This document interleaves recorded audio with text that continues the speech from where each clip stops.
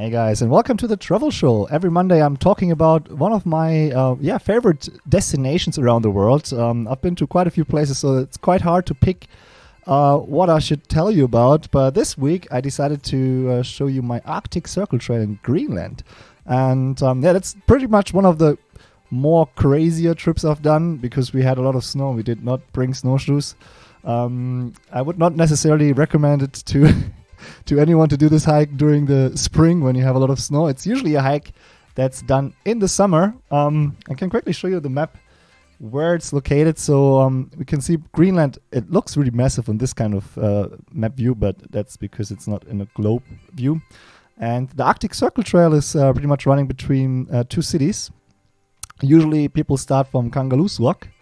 And it's called Kangerlussuaq. It's the Greenlandic word for long fjord. You can see the fjord. This is one of the longest fjords in the world, coming from the ocean all the way until here. And then the Arctic Circle Trail pretty much runs across all of this. It's pure nature. There's no villages, nothing on the way for 8 days. And in the end, you have Sissimut. And we decided, I was there with a guy called Tim who joined me for this trip after he saw my ad on my website, because for my new trips I always put a little bit of a notification saying, hey, I'm going to do this and this. If somebody wants to join, let me know. And he said, hey, I'm going to join. And I was like, yeah, cool, of course. And I was not really expecting him to come, but I gave him the flight information, and then he actually showed up, and he was such a nice guy, and he was also really fit, luckily, because for this trip we needed a lot of fitness. You will see later why. And we pretty much started in Sissimut. And the funny thing was, I'm just going to give a little spoiler, there was a lot of snow in that general area here. And if you look at Greenland, we actually can't really see it in this view, but all of the center is covered by ice. So you would expect to have like tougher conditions here. But as we came closer to Kangerlussuaq, the snow completely disappeared. And we had like sunshine. I could go for a swim. The water was still 1 degree cold, but we had like bright sunshine and it was really warm. The first mosquitoes of the year came. I was struggling with them really hard. You will see a lot of them later on as well. I have some videos to show you and also a lot of pictures. And I'm not going to waste too much time because it is actually a lot of pictures. But I wanted to show you the map first so you can roughly understand where everything is taking place of. And the actual trip, as I said, in Sissimut, if it started there. It's a very nice village at the end, the end of nowhere or the end of the world, or so you can say. There's really not a lot going on there, but they have beautiful nature around. And we stayed with a little family there, and they also approached me through my Facebook, I think, and they turned out to be so nice. So we spent the day before we started the hike over there. It's a 170-kilometer hike, and you cannot get any food on the way. So you really have to get everything, take everything with you. And my backpack was fully loaded with around 25 kilos, a kilogram of food alone. Tim's backpack was also fully loaded, and it was really, really tough in the first days because the backpacks were like nearly 40 kilogram heavy, and we had to walk through all this deep snow. Those are just some impressions from the village Sissimut. I really like the sunset here, and it doesn't look that bad here with the snow. But once you look into the other direction towards the mountains, you can already see there's snow, and the snow got really bad. I will show you videos from the beginning. These are sled dogs that are pretty much used during the tourist season, because you would still have snow around, and you can then book like a tour with a sled dog, kind of how you call it. They basically drive you around the snow with the dogs, not with the machine. You can see the first kind of pictures when us walking out. That was just behind the village, pretty much, and we were thinking there, okay, should we do this or should we not do this? Because it really looked like a lot of snow, and we did not have any snowshoes. We ended up making the decision to do it, and I'm gonna switch over to the video here at this point quickly. And just to give you like a feel of how how it looked. I will mute the audio because it's my old cut. I think the beginning should be fine. In the next 10 days. We really hope that the snow will not be that bad. Yeah, and this is like Tim pretty much starting the hike. There was quite a bit of snow. We ended up walking through the snow, and it just took a long time because we had to take turns because it was really waist steep sometimes, and you kind of had to fight to get out of the snow again, and it got pretty cold. And the special thing about this time of the year is you have 24-hour sunlight, so you can pretty much take a lot of your time and spend a long time walking. So that was good, leaving us enough time to make the path. There's a bunch of river crossings as well, and the first day was not the hardest, but it was already showing us kind of, okay, this is not going to be easy. And we had, I think, 20 kilometer day, and we did not make these 20 kilometers for sure because of all the snow. And we had 3 backup days in total. We had to use all 3 of them to finish the first 20 kilometers. This is just after roughly 5 kilometers. You can still see the village in the background there, and we were already struggling. This is a nice picture, actually. You can see how deep the snow was, and if you don't have a sense for adventure, don't do this without snowshoes, because it's not going to be pleasant. It's a lot of walking, and getting out of this kind of snow is also not super easy. We managed because, it was kind of like a challenge for us as well, I think, like a physical challenge. At the time, we were both relatively fit. This is Tim, by the way. It's not a rock, just in case. It looks a bit like a rock, actually, yeah, but that's Tim. Trying to get to the next kind of rocky path, and that was our strategy. Go from one rocky path to the other and find a place to sleep. But mostly it looked like that, and it was too much snow to put up the tents. But eventually, after walking, we found this little island here. We were in good spirits, but we were also really exhausted. We actually made a little fire on this tiny piece of dry land, which was quite amazing, actually, to get the fire going. It's not like it was really doing much in terms of warming us, but it was just like it's boosting your morale. If you can make a little fire, you can warm your fingers a tiny bit. And we can see our snows. We were already preparing to melt the snow for drinking water, so there was no shortage of that, at least. And the path in front of us looks really snowy as well. You can see over here the patches of snow, the snow-free patches increase, so that was kind of motivating, because otherwise I think it would have been just not possible to do everything in that kind of time frame that we had. So we spent the night on this little island. It snowed freshly during the night, and then the next day the sun came out actually already, so the weather generally was amazing, I have to say, for the fact that we were still like off season. This is this is looking back, and I just love these mountains and the way it looks. That's the way ahead, and we have to cross over somewhere. I think it was here on the left. This should be on the top left corner. This is the path, and you can see there's a bunch of lakes here that are partly covered and some completely covered.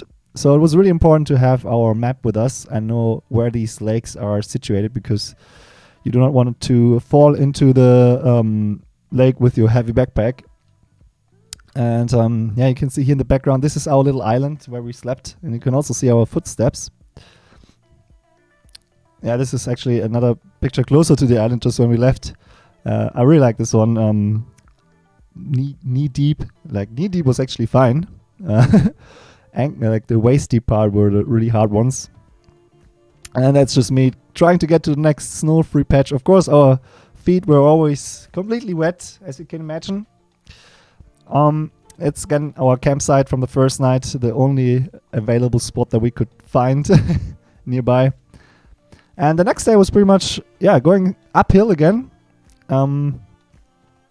This was a pretty big lake that we had to kind of circumvent. Like we had to make sure that we are far away from that lake.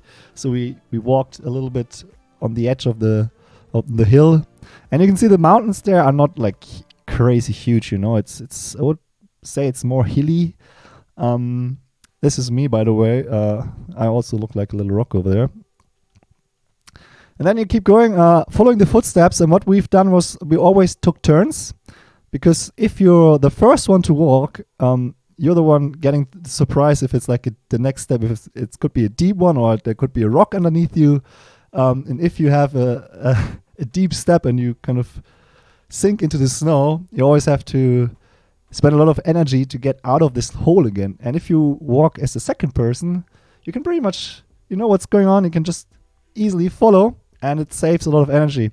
So the way we were doing it was we just alternated, and at some point we didn't even have to say something like, hey, can you take over? I'm getting exhausted. It was just all happening naturally, and that's something I really liked. Like we had a really great chemistry, Tim and I. Tim, if you're watching this on YouTube later, I really hope we can do this again. I'm going to start traveling full-time again from April, hopefully. So hit me up if you're up for another adventure.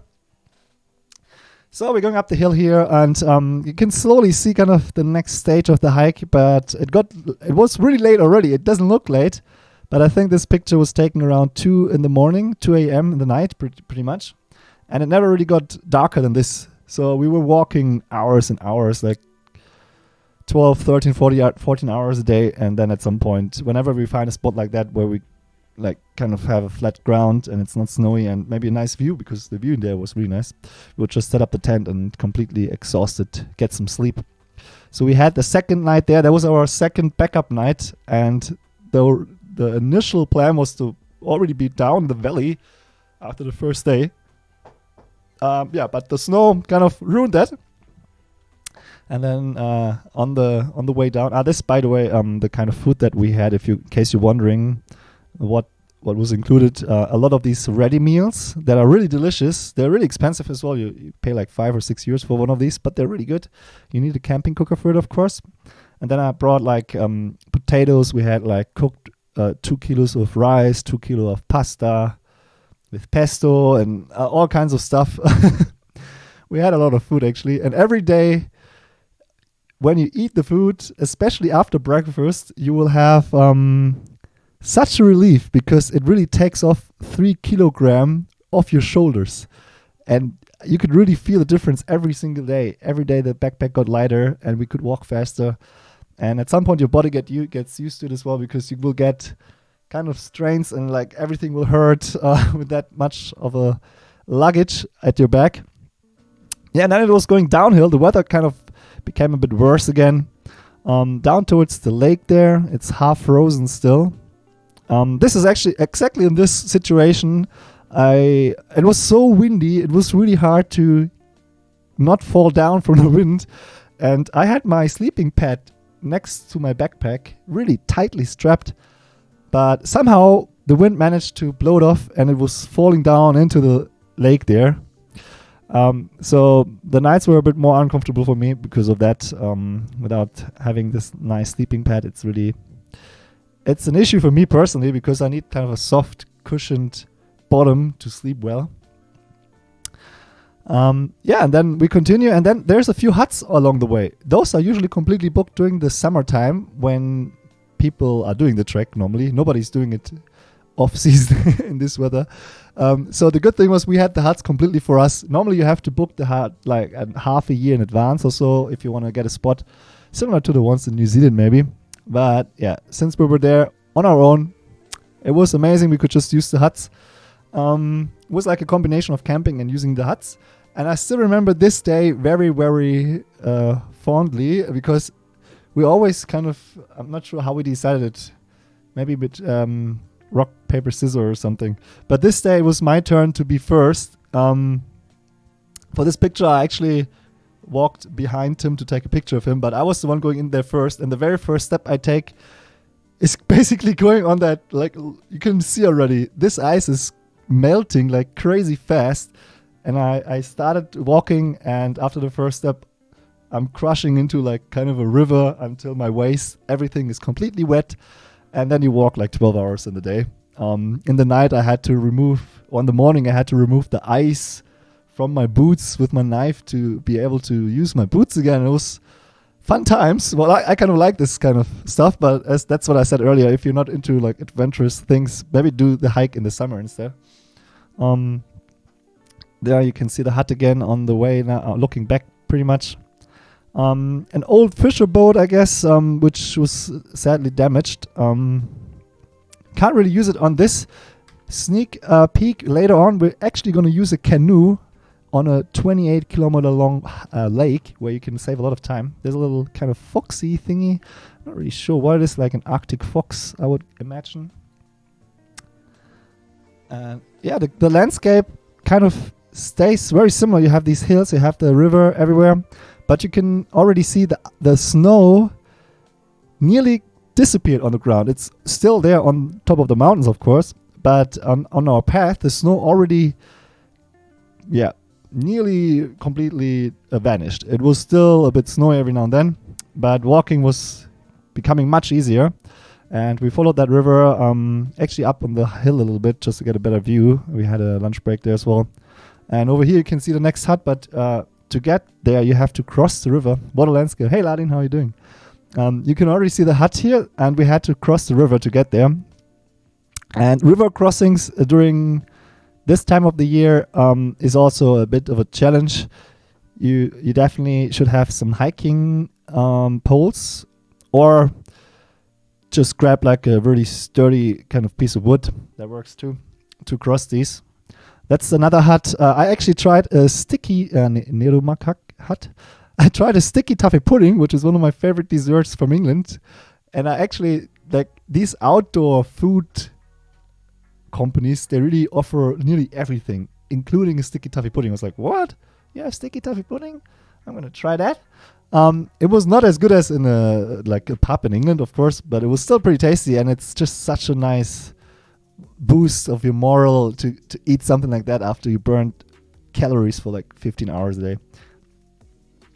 Yeah, I found some antlers here, played around with it a little bit, and these clouds looked absolutely amazing.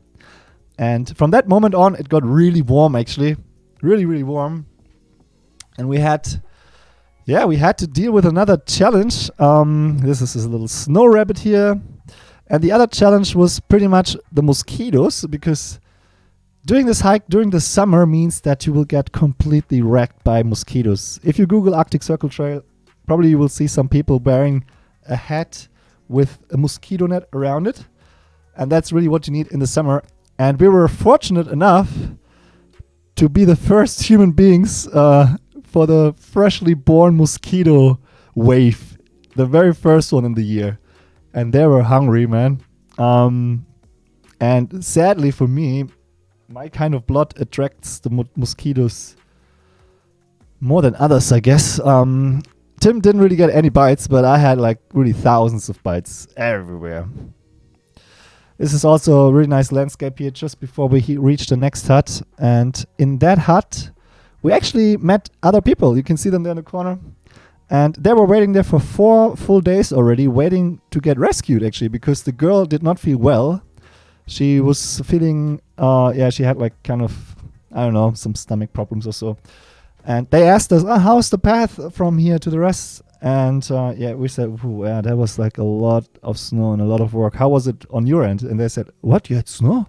We didn't have any snow at all. That was like all snow free from here on towards Kangalussuaq. It's like, oh, okay.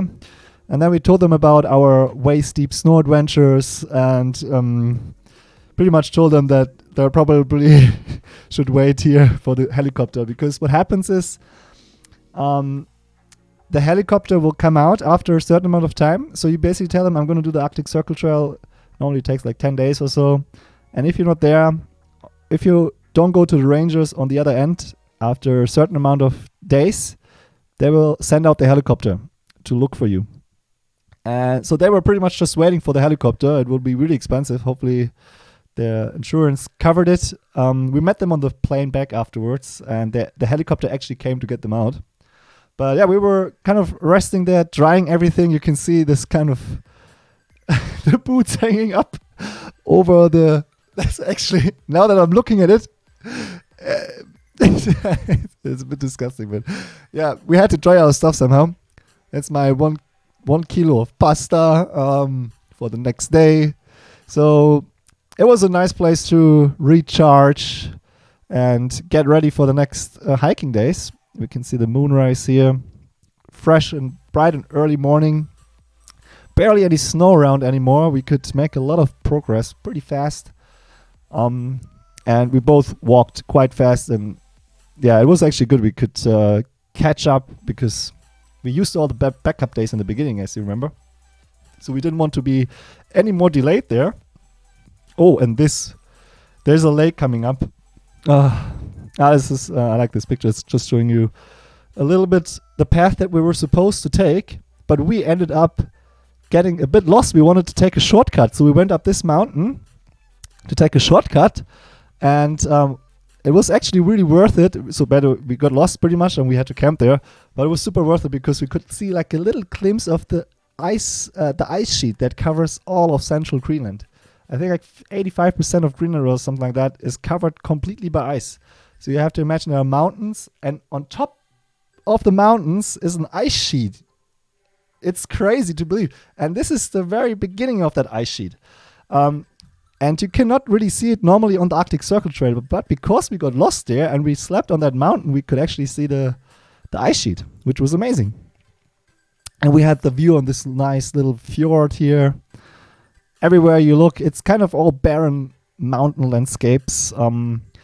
It's maybe not as beautiful as Torres del Paine or Patagonia or, all these world-renowned trekking destinations. It's more wild and rugged, I would say, but it's still beautiful. Like, as long as I'm in the mountains, I'm always happy. Tim is going down to the water here to get to check if we can refill the bottles there, because we did not have snow anymore to melt as in the beginning, where drinking water was no problem. So now we actually had to kind of purify the water, cooking it first. This is a nice shot as well. I think he's checking the guidebook. Yeah, checking the guidebook for the next couple of days. I'm eating my disgusting pasta from the plastic bag.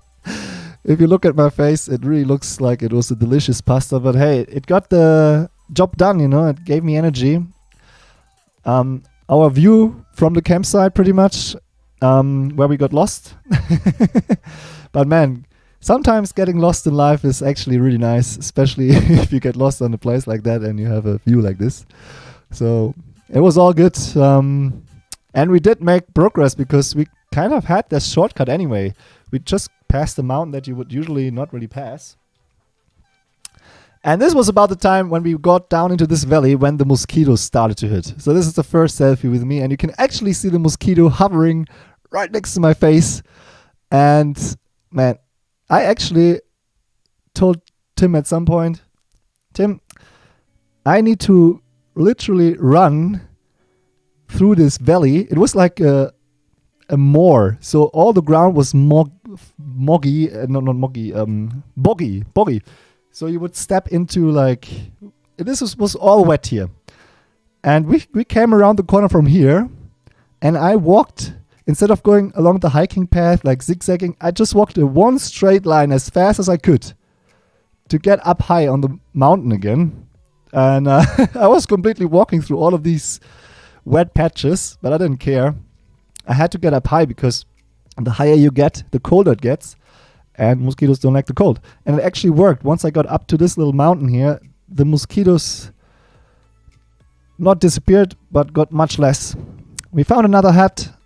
Now you can see some of the bites here along my shoulder. This is just the beginning, guys. This was like nothing. It got much worse. I had like bites over bites. I had 3 bites on top of each other sometimes. How old is the strip? Oh god, this is... wait. Can't see there, but 2015, I think. Amazing travel. Thanks, Ladin. And hey, Courageous.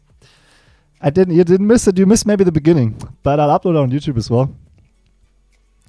So after all of these mosquito bites, we continued the hike. That that's kind of a really nice color here, this lake. And Tim walking on top of the water like Jesus. We had another small lunch break here, and this lake was amazing. What's up for lunch, Tim? Macaroni, first price, the cheap stuff. And that's our pesto, if I can see correctly.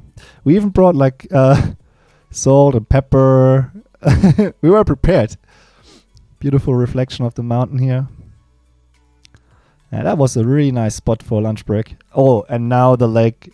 I can't remember the name of the lake, but that lake is absolutely huge. It's, I think, if you walk along the lake, it's 25 or 29 or so kilometers to the end of it. And there's about 6 canoes. And in the summertime, you have to be super lucky to get one. But since we were the only people there, it was pretty easy for us to get one.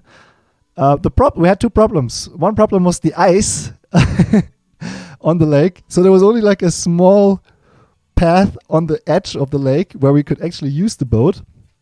The other problem was it had a leak. So Tim was pretty much always busy getting the water out with his little cup there while I was navigating. And yeah, you can see the ice sheet is covering the complete lake here. I put some ice on top of my backpack for no reason, I guess for a picture. Man, but this was just so amazing to canoe on this lake. And we were in such a good mood actually because the weather was nice. We had the canoe. We made up some good time because it's much faster to canoe than walking. Every now and then we had to actually get out and carry the canoe. It's a really, really heavy steel canoe. I ripped off after this moment, I ripped off my jacket. I had a big hole in my jacket afterwards because I kind of touched the boat, sadly. So we had to carry it because the ice was coming all the way to the shore. And then you carry it until you have a spot like that. And then you see, okay, we can kind of go along here and then see how far we get. Can you already see? This red thing in the distance, that's kind of halfway of the lake. It's another hut. But sadly, we did not make it all the way there. Oh, no, actually, sorry. We made it. We made it there. Excuse me.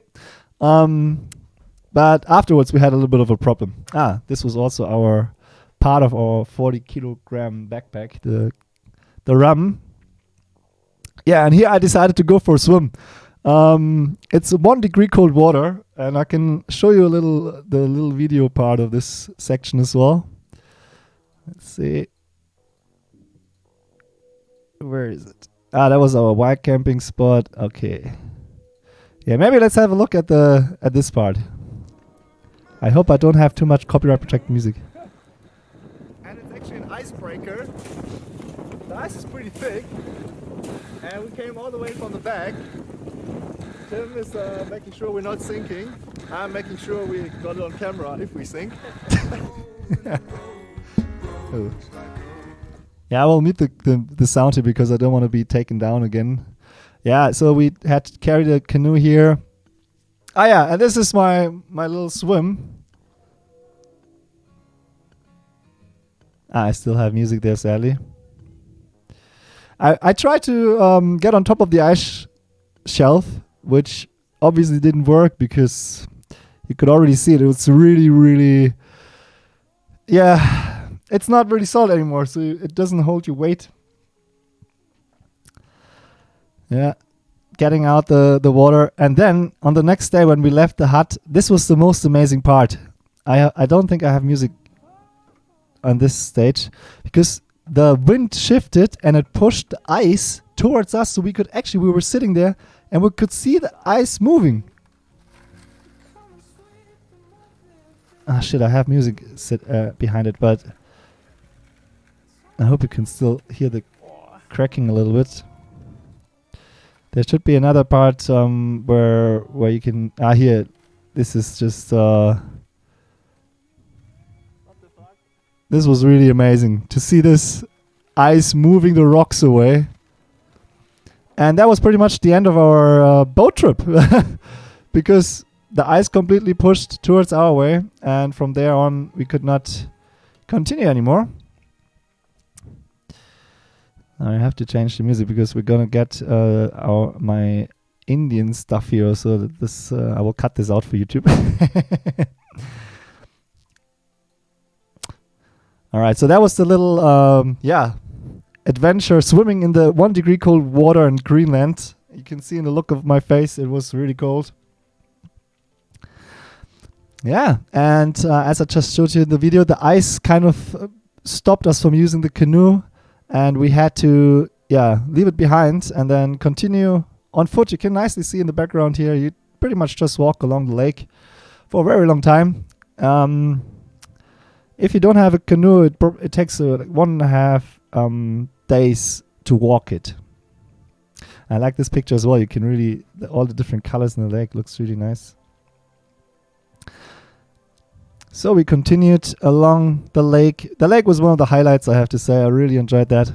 Another sunset, another night in the cabin. Look at the mosquitoes. All of these just went to me. I always had like 20 mosquitoes around my face. I was really about to go crazy. And the funny thing is, Tim did not get a single bite. Okay, maybe 1 or 2. But that's it. I've got all of them. Those are the canoes that are in good shape, I guess. They were stored on the other end of the lake. Bad for us. So this is pretty much a panorama of the of the end of the lake now, and then you're off on your foot again, passing smaller lakes, having nice lunch breaks again. And yeah, this is the last campsite actually. It's a caravan that you can use. We actually didn't sleep inside, but we checked it out. But we decided to sleep in our tents on the last night, and we wanted to find a really nice special spot because this is already the end of the hike. It's close to Kangerlussuaq, and we got this nice location where we could see the sunset, and well, it doesn't really set. This is sunset basically. Maybe it's already on the way up again, but it doesn't get darker than this. But the colors change. You have the golden hour, so it's really nice for pictures. And yeah, we set up the tents there, and man, this last night the mosquitoes were so bad again. I will show you a small video from that part as well. And we finished off our rum. Here you have a picture with the tents. Let me switch into the video because the ending is nice. I hope I did not have music there. Look at the mosquitoes. Those black things are all mosquitoes. Even in the storm and the beginning from Sissimuri was very hard. It took us 3 days for the first leg. And then the further we progressed, the easier it got and the sunnier it got. And yeah, a few days ago, God, my pants look dirty from the fire. Cameraman. He struggled with the mosquitoes as well. That's why he was filming like that. Yeah, and overall, it's been a good trip for sure. And now we're very close. This is Greenland. It's an Arctic Circle trail in Greenland. That tomorrow. Sure, a really great travel companion, Tim behind the camera. Oh. It's quite rare that two people that didn't know each other before That was cute. get together that well. I was talking too much back then. We're gonna finish our camp morning now, and then crawl back into the tents as quick as we can. So, good night, and hopefully the fucking mosquitoes will all die. The fire didn't really help at all. It was not enough smoke. You need more smoke. Yeah, that's a good question how it is with the mosquitoes in the high season. I think they were just super, super hungry now because it was the first day of their life, you know? It was the first day of the mosquito season. And that's why... It was the first day of the mosquito season, and that's why they were so hungry, I think. So it was tough. It was really tough to endure that. But hey, I'm still alive, so... Yeah, and I hope you enjoyed that. That was the Arctic Circle Trail. I'm gonna answer questions in the chat now because this is actually part of the live travel show on Twitch every Monday 8 p.m. You can join us here. You can be part of the interactive travel show and ask me anything you like about traveling and especially about the things that I was talking about. But we're gonna have some more time now to talk about everything else. Check out the other videos that I'm gonna link here in the top right corner if you want to see more, and don't forget to subscribe and hit the bell icon if you liked it. Have a good one. Bye bye.